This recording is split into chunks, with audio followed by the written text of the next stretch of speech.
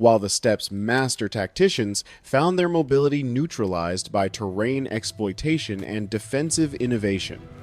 As the first Tatar scouts appeared on the horizon at dawn on June 11th, Khodkevich issued his final orders with calm that belied the revolutionary nature of what was about to happen. The wings that had carried Polish cavalry to glory across a dozen battlefields would serve a different purpose today, not symbols of offensive might, creating psychological terror during charges, but defensive tools. Arrow shields protecting reload sequences and visual barriers, creating illusions of greater numbers. His men understood with crystal clarity they were about to attempt something that contradicted 3 centuries of cavalry warfare doctrine. Success would rewrite tactical manuals forever. Failure would end in complete annihilation, with no survivors to tell the tale.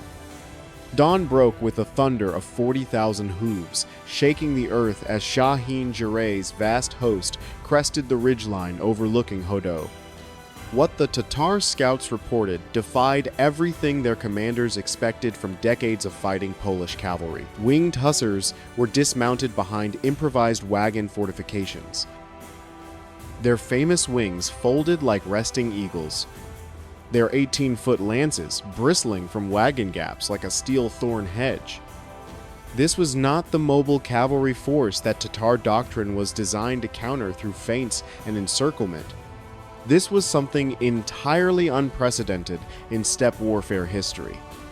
The first probing attack came at mid-morning as 2,000 Tatar light cavalry swept down toward Polish positions in the classic feigned assault that had broken countless European formations over plating centuries. Ibrahim Mirza led this vanguard with the confidence of 8 successful raiding seasons, expecting the Hussars to either charge recklessly into the open where they'd be surrounded, or break formation under sustained archery fire, allowing penetration. Instead, Chodkowitz's cannons spoke first 4 precisely aimed shots at 200 yards that sent canister balls, hundreds of small iron fragments, scything through the advancing riders like invisible scythes. The psychological impact was immediate and devastating. Tatars, who had never faced prepared artillery positions, found their horses rearing in terror as iron fragments whistled overhead with sounds like angry hornets, dropping riders and animals. What followed shattered every assumption about Polish cavalry behavior built over generations of warfare. The Hussars held their positions with infantry-like discipline that seemed impossible for mounted warriors, delivering controlled musket volleys from behind their wagon line in coordinated sequences. Their famous wings, designed for psychological terror during charges, now served as arrow deflectors, the wooden frames and thick eagle feathers creating barriers that caught incoming shafts before they could reach vulnerable reload crews. No wild charges breaking formation. No pursuit of retreating enemies into traps. No breakdown of defensive coordination. Just methodical, devastating fire that turned each Tatar approach into a killing ground. When Ibrahim's cavalry finally withdrew after losing 300 men without inflicting a single Polish casualty, the tactical shock rippled through Shahin Jireh's command structure like wildfire spreading through dry grass. His subordinate commanders had spent decades perfecting tactics designed to exploit cavalry, mobility, and European aggression through superior maneuver. Feigned retreats that drew enemies into encirclement meant nothing when opponents refused to pursue beyond their defensive perimeter. Archery duels that typically favored Tatar numbers through volume of fire became suicide missions against entrenched positions with overhead cover. Most critically, the narrow approaches created by Hodow's marshland geography prevented the wide flanking maneuvers that represented the core of steppe warfare doctrine for centuries. Stefan Charnetsky, 26 years old. commanded the left flank with 80 Hussars, defending the most vulnerable sector where marshy ground offered Tatars the best chance of working around Polish fortifications. He embodied the aggressive Hussar spirit that made Chodkowitz's defensive orders feel like imprisonment or cowardice. Every instinct trained since adolescence screamed for him to mount his destrier and charge into the enemy mass to do what Hussars did. What made them legends? Instead, he found himself directing careful musket volleys and managing precious ammunition supplies like a siege engineer. Watching Tatar casualties mount while his own men remained essentially untouched behind their improvised fortifications. By midday on June 11th, the impossible was becoming documented reality through cold mathematics.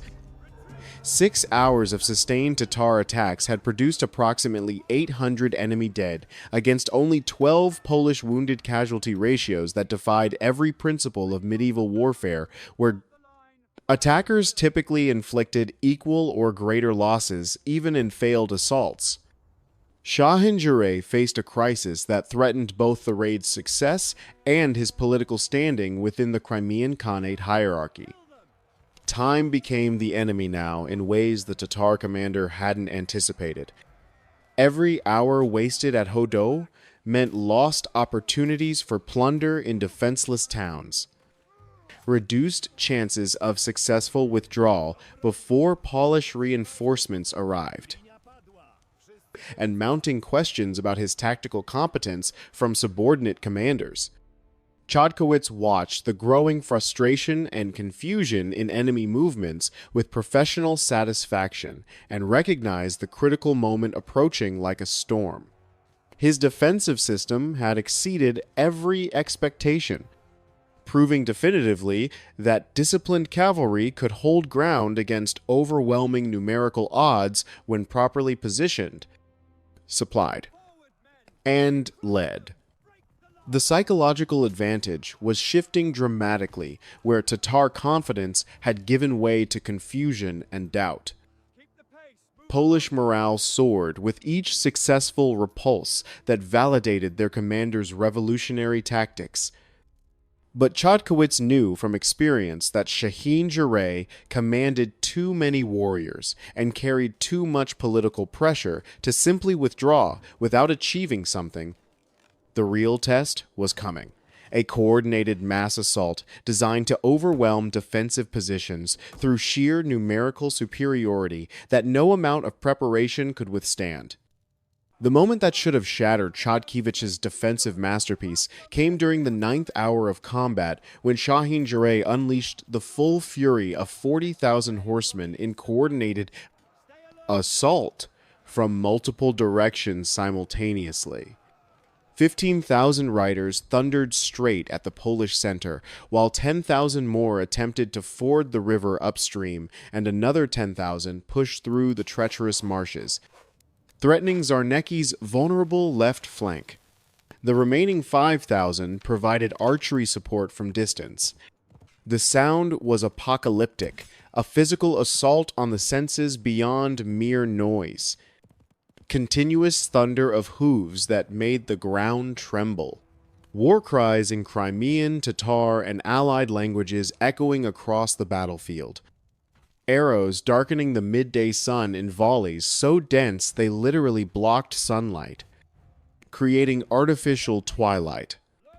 Chodkowitz's 4 cannons fired canister shot into the advancing masses at 100 yards, each discharge carving bloody lanes through packed cavalry formations, sending riders and horses tumbling. His Hussars rotated their firing lines with mechanical precision learned through drill, conserving precious ammunition while maintaining continuous musket volleys that turned every approach corridor into a gauntlet of death where horses screamed and men died. The famous wings that had once carried Polish cavalry in devastating charges across European battlefields now served as arrow shields, creating visual barriers that protected reload sequences and maintained the psychological terror that Hussar presence inspired, even in static defensive positions. Stefan Czarnecki's sector on the left flank bore the heaviest pressure as 5,000 Tatars exploited the marshy ground to gain footing behind Polish wagon lines. His 80 Hussars found themselves fighting the kind of brutal close-quarters battle their training had prepared them for saber work and lance thrusts, but in circumstances no military manual had ever contemplated dismounted defensive combat in knee-deep marsh water. When Tatar warriors breached the wagon line through sheer numbers, combat devolved into the brutal intimacy of blade work, steel ringing against steel. Horses screaming, men dying in the mud and shallow water of what had been a peaceful river crossing at dawn. The crisis deepened as ammunition supplies dwindled dangerously low, and Polish casualties mounted beyond initial projections. 50 men dead, 120 wounded losses that would have been acceptable in a traditional cavalry engagement, but represented potentially fatal attrition for a force already outnumbered 100 to 1. Communication broke down under the smoke and chaos as Czarnecki's desperate messages to headquarters went unanswered in the confusion. Officers throughout the Polish line looked toward Chodkiewicz with the unspoken question that had haunted every defender since warfare began. How much longer can we possibly hold the breakthrough?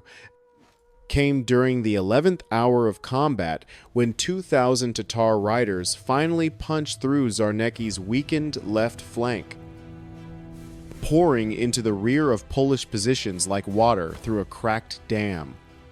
Encirclement, the tactical nightmare that every cavalry commander feared above all else, was moments away from becoming reality.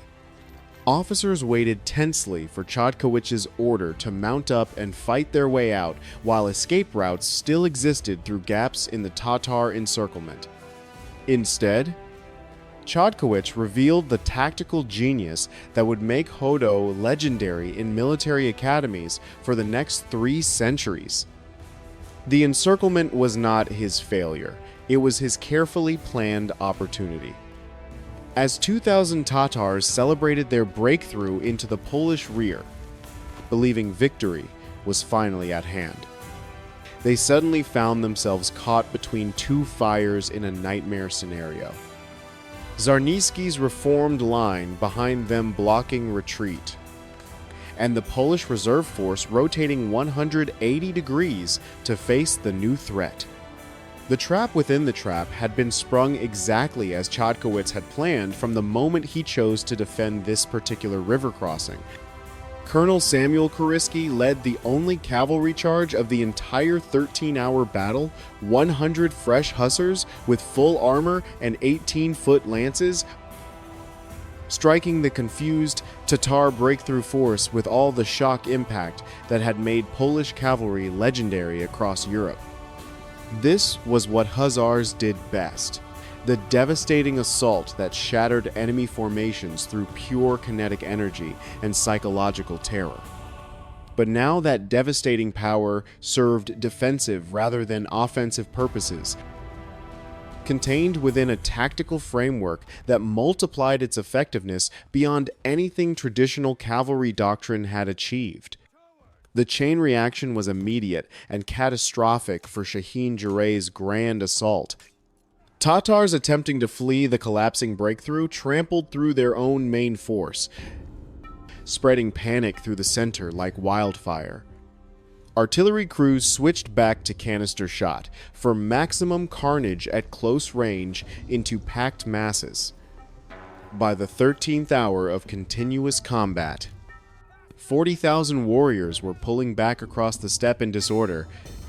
By evening of June 12th, the Butcher's Bill told a story that defied every principle of medieval warfare's mathematical expectations. 60 Polish Hussars lay dead among the wagon fortifications. Another 180 bore wounds that would mark them for life. 15% casualties that represented grievous losses for any cavalry force. But against those numbers stood Tatar casualties that staggered military observers' estimates ranged between 3,500 and 5,000 dead, with thousands more wounded warriors limping back across the steppe. For a raiding force built on speed and economic profit through Jazir's slave-taking, such casualties represented not just tactical defeat, but economic catastrophe that invalidated the entire expedition. Shaheen Jarrah's raid had failed to achieve any of its primary objectives, no town sacked. No slaves captured for Ottoman markets. No plunder seized to justify the massive expedition to his political masters in the Crimean Khanate. 30,000 Polish civilians who had faced certain death or enslavement at dawn were sleeping safely because 400 cavalrymen had chosen to stand rather than retreat. Chodkowitz's innovation transformed European military thinking within a generation. His report contained revolutionary insight. We did not defeat 40,000 men. We made 40,000 men decide we were not worth defeating. Subscribe to Great History for more battles where tactical genius and terrain exploitation defeated overwhelming numerical superiority.